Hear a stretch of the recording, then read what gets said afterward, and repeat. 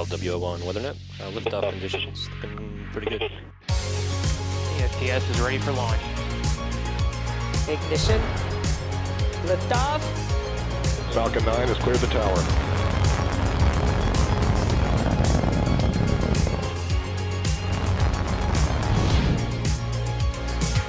Ten, 9, 8, Side booster ignition. 6, 5, 4, 3, 2, 1.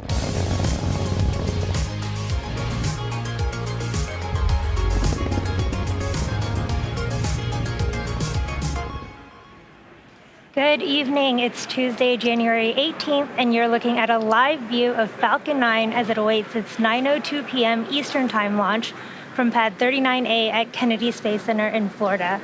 My name is Yo Mezo, and I'm a propulsion engineer here at SpaceX. I'm joining you tonight from our headquarters in Hawthorne, California, and you're watching the live webcast for our 36th launch of Starlink and our third mission of 2022. As many of you know, yesterday was Martin Luther King Jr. Day, a day where we honor the life and legacy of Dr. King, who fought for equality and an end to racial injustice. Here at SpaceX, we do our best to honor the life and leadership of Dr. King as we strive for a work environment where everyone can be their most authentic selves in order to do their best work. Now, speaking of work, the Starlink team has been hard at work in preparation for today's mission. If you've been following Starlink development, then you'll know that Starlink is a constellation of multiple satellites that orbit the planet at about 550 kilometers with the potential to service the entire globe. Similar to our Starlink mission last week, tonight's launch will be going to a 53-degree south inclination. We're flying in this south degree trajectory to increase recovery weather availability for both the booster and fairing halves during these winter months. The satellites inside the fairing tonight will deploy about 15 minutes after liftoff, but we will not have ground station coverage during that time frame. So this means we won't have live audio or visual confirmation of payload deployment in real time. Given that, we will be ending our webcast just after second engine cutoff and confirming deployment on social media channels once we regain coverage at T plus 1 hour and 20 minutes.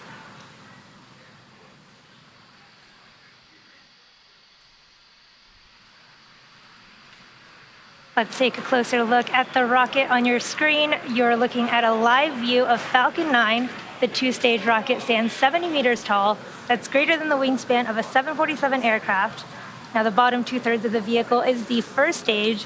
Its job is to accelerate the vehicle through the Earth's atmosphere into space with the help of the 9 Merlin 1D engines at the base of the rocket. Now, it's also the part of the booster that we recover and reuse, with tonight marking the 10th flight of this particular booster. Now, the first stage you see on your screen tonight has supported 6 previous Starlink missions, as well as GPS 3.3, Turksat 5A, and Transporter 2. Now, although it might be a bit dark in Florida right now, if you look closely, you might be able to see the soot markings left over from its previous 9 flights. We will be attempting to recover the first stage on one of our drone ships, a shortfall of gravitas, which for reference is about the size of a football field. Now, if successful, it will mark the 103rd successful recovery of an orbital class rocket. On top of the first stage is the black carbon fiber inner stage, which is a composite structure that connects the first and second stages and houses the pneumatic pushers that allow the first and second stages to separate during flight. And on top of that is the Falcon 9 second stage, which has a single Merlin vacuum or MVAC engine. Once the first and second stages separate at about 2.5 minutes into the mission, that single MVAC engine will ignite and carry the Starlink satellites to a low Earth orbit around the Earth. You'll also notice that large nose cone at the very top of the rocket. This is the payload fairing, and it protects our Starlink satellites until the vehicle is outside the Earth's atmosphere, at which point we don't need it anymore and the fairings will separate to expose the satellites to space. Just as we reuse Falcon 9, we also recover and reuse our fairing halves. The fairing halves we're using tonight are flight proven, and tonight's flight will be the second flight for both of these fairing halves. We are planning to recover these halves again using our recovery vessel Doug once they return to Earth.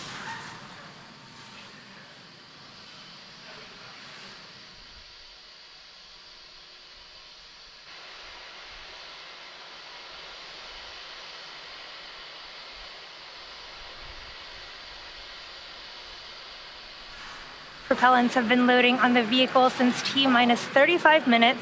Now again, Falcon 9 is a bipropellant vehicle, which means it uses 2 propellants, a fuel and an oxidizer. An oxidizer is a type of chemical that a fuel requires in order to burn. So for Falcon 9, our fuel is a refined form of kerosene known as RP1, and our oxidizer is a super chilled liquid oxygen, also called LOX. Now, the liquid oxygen is chilled well below its boiling point so that it becomes what we call densified. And this just means that it has a much greater amount of mass per volume and means we can load more of it into the booster. Additionally, Falcon 9 also needs an ignition source in order to go, and for that we use the chemical TTEB, or triethyl aluminum and triethyl borane. Once it's fully fueled, Falcon 9 holds just over 1 million pounds of propellant that the vehicle will burn through in less than 3 minutes after liftoff. Started the 1D engine chill. Currently, fuel is nearly fully loaded on stage 1 and already full on stage 2. Liquid oxygen is nearly full on stage 1 and about 80% on stage 2. Now, once all the tanks are full, both stages will continue to be topped off with liquid oxygen until T-minus 2 minutes to keep the temperatures as cold as possible. The latest weather forecast shows we're 80% favorable for liftoff. If for some reason we don't launch tonight, we do have a backup opportunity tomorrow at 6:40 p.m. Eastern Time.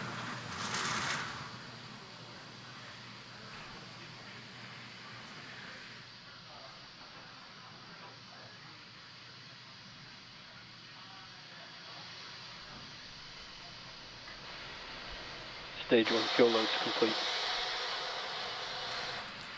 In a few minutes, Falcon 9 will lift off, carrying our Starlink satellites to low Earth orbit. Now, in order to get these satellites into space, the rocket has to do more than just go up. It also has to go sideways really, really fast. So at liftoff, gravity is pulling straight down on the rocket. And as we ascend, we tilt the engines, technically called gimbaling, and that turns the rocket horizontally. We're still going up, but now we're also headed horizontally away from the launch pad. This is what we call a gravity turn. The rocket typically needs to go 17,500 miles per hour horizontally in order to avoid being pulled back down to Earth and actually get into orbit. To help demonstrate this concept, imagine firing a cannon from a really high mountain. The cannonball will arc, and then gravity will pull it down to Earth. As you increase the power, the cannonball will arc and land further and further away. Eventually, if you could continue to increase the power enough, the cannonball will be going so fast that it ends up in free fall around the Earth. Gravity is still pulling down on the cannonball, but it's going so fast that it never actually hits the ground. This arc, which constantly misses the Earth, is called an orbit. Tanks are pressurizing for strong back retract. So when we get to liftoff today, keep an eye on the orientation of Falcon 9. You'll see that we'll go straight up until about T plus 10 seconds, at which point we begin that shift in orientation so Falcon 9 can go sideways really fast. But before we get into that, let's check in on the status of the vehicle for today's launch. We are currently just under T-minus 4.5 minutes from liftoff. Strong back retract has started. Of our 36th launch of Starlink. And you just heard the call out that that truss structure, or the TE, has begun retraction. In preparation for that retraction, those TE clamps you see right below the fairing there will begin to open up to allow the transporter erector to retract. You can see those clamps opening now.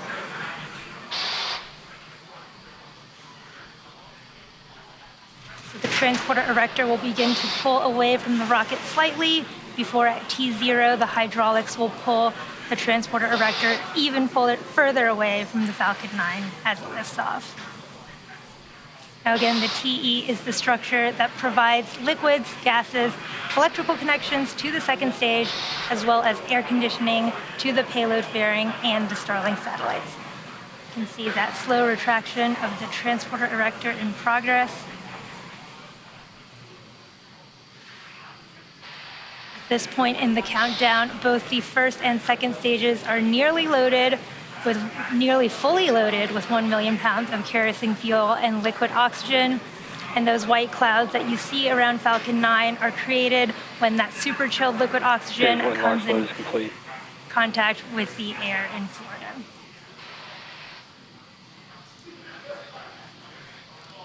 We just had that call at that first stage. LOX loading has completed. You're at T-minus a little under 3 minutes, and the second stage LOX loading will complete at T-minus 2 minutes in just about 40 seconds here. At T-minus 60 seconds, Falcon 9 will be in startup, so this means that the rocket's autonomous internal flight computers will have taken over the launch countdown, and Stage 2 locks throttle back. just inside of T-minus 2 seconds, we will light the Merlin 1D engines, and we're set for liftoff. Starlink payload continues to be healthy, and Falcon 9 team is not tracking any issues at this time.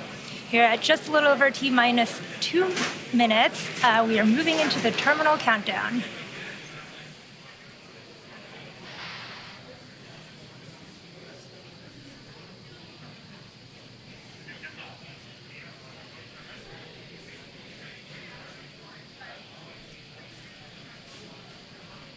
Stage 2 locks loads complete.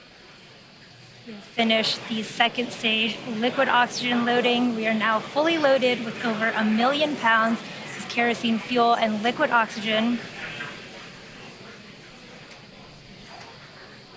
We are waiting for T-minus 1 minute when the Falcon's internal flight computers will take over the countdown. And stage 1 and stage 2 will begin pressurizing for launch.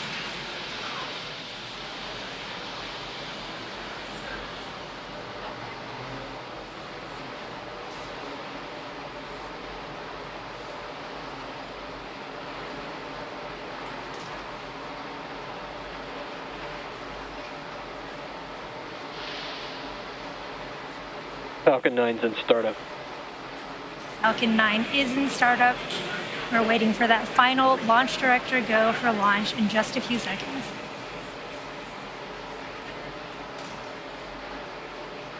Launch director, go for launch. We have that final go from the launch director. All systems are go. Let's listen in to the terminal count and watch as Falcon 9 takes our 49 Starlink satellites to orbit. T-minus 30 seconds.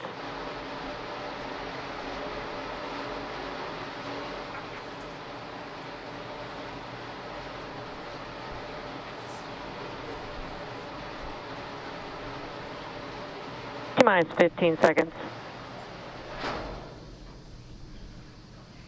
10, 9, 8, 7, 6, 5, 4, 3, 2, 1, 0. Ignition and liftoff.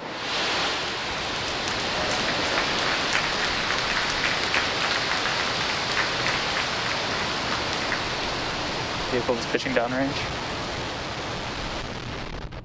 Stage 1 chamber pressure is nominal.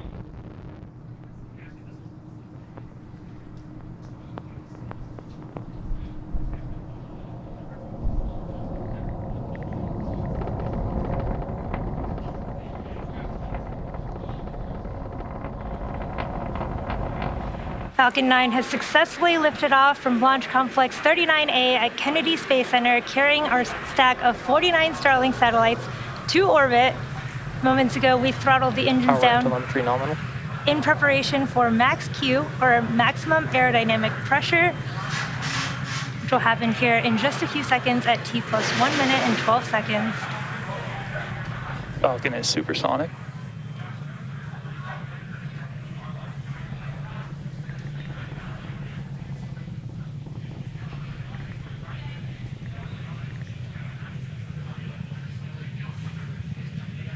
Max Q.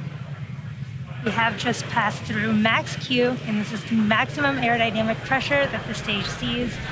Next, we'll have 3 events happening in quick succession. First, we'll have main engine cutoff, followed by stage separation, and then second engine startup 1. Now, first, main engine cutoff is where all 9 of those M1D engines on that first stage will shut off to slow the vehicle down in preparation for stage separation. This is where the first engine chill has begun. This is where the first and second stages will separate, with the first stage starting to make its way back to Earth for landing, while the second stage continues on its journey to the third event of second engine startup 1. And this is where that single MVAC engine on the second stage will light up and propel the second stage along with the Starlink satellites to orbit. We're a little under 30 seconds away from these 3 events. You'll want to watch out for fairing deploy, which is going to happen shortly after that. Hopefully we get cool live views from the second stage camera of those fairing halves popping off.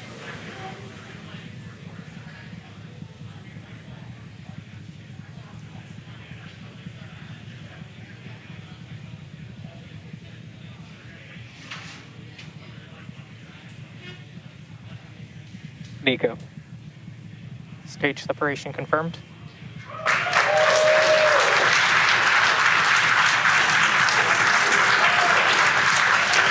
Team recognition.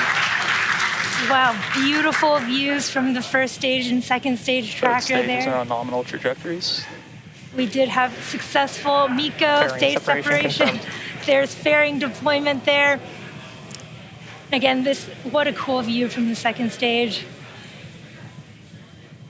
Again, we did just have confirmation of successful fairing deployment. Again, SpaceX has reflown the Falcon fairing halves since November of 2019. Again, this was our second flight for both of those, and we will be attempting to recover them on our recovery vessel, Doug. It looks like you can just maybe make out those fairing halves in that live view from the ground as they are flying away from the second stage there. It looks like that's the first stage, maybe also floating off to the left. Now, as stage 2 heads towards its targeted drop-off orbit there, stage 1 will execute 2 burns in order to make its way back home to Earth. Now, the first is an entry burn. Now, this is where 3 of the M1D engines will reignite, and this helps to slow the stage down as it re-enters the upper parts of the Earth's atmosphere. Now, the second burn, of course, is the landing burn, and this is a single engine burn that brings the vehicle speed down rapidly in order to land on the drone ship. Acquisition signal.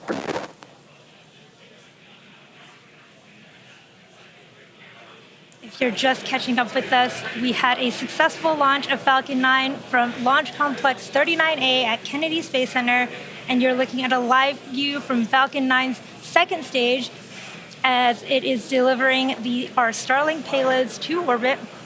Stage 1 is currently making its way back to our drone ship, a shortfall of gravitas in the Atlantic Ocean. We had beautiful views from the ground of the first and second stage plumes there just a little while ago.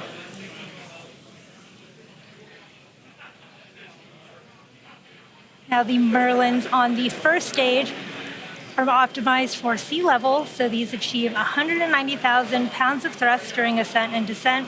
And in contrast, the MVAC engine, which you see on your screen right now, is optimized for 220,500 pounds of thrust in vacuum. Now, the primary difference between these two engines is just the size of the nozzle. The MVAC nozzle is a lot larger than the M1D nozzles on first stage. Now, the Falcon 9 is equipped with 4 hypersonic titanium grid fins positioned near the top of the first stage. And the first stage is using these grid fins to help navigate and reorient itself as it heads back home to Earth.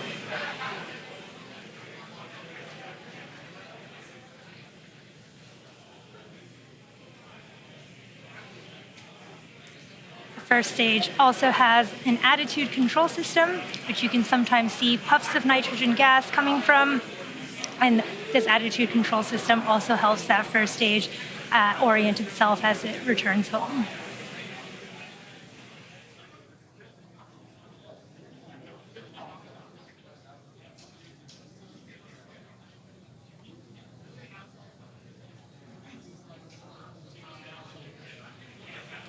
We're just about 20 seconds from the start of our stage 1 entry burn, and this is a 20-second burn, and it'll help slow the vehicle down as it enters the thicker parts of the Earth's atmosphere. And this is a 3-engine burn, and it is 3 engines in a row on the first stage. Stage 1 FTS is safe.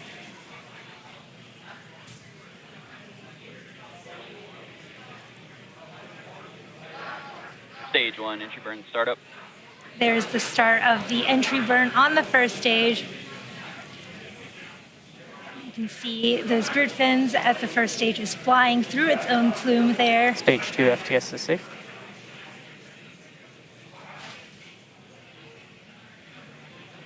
Stage 1 entry burn shut down. We did just have a successful stage 1 entry burn there. And for those who follow along, you'll know that the soot on the rocket, Trajectory nominal. second stage trajectory, is still nominal.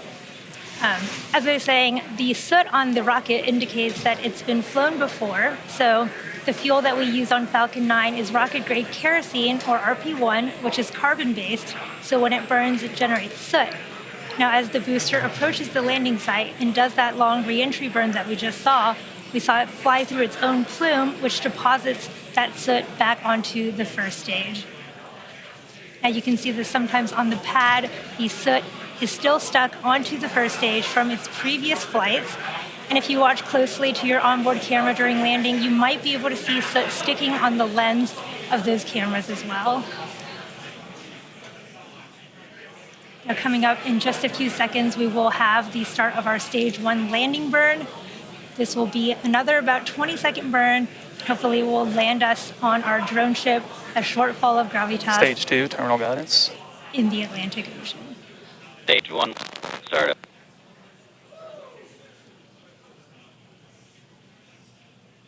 Here's the start of our Stage 1 landing burn.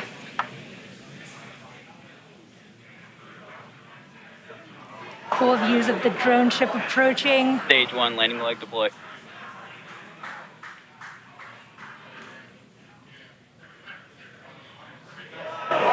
Stage 1, landing leg.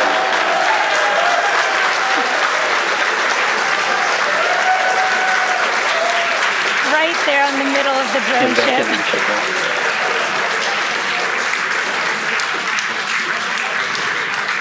We did just have the 103rd overall successful recovery of our first stage orbital class orbit rocket. insertion.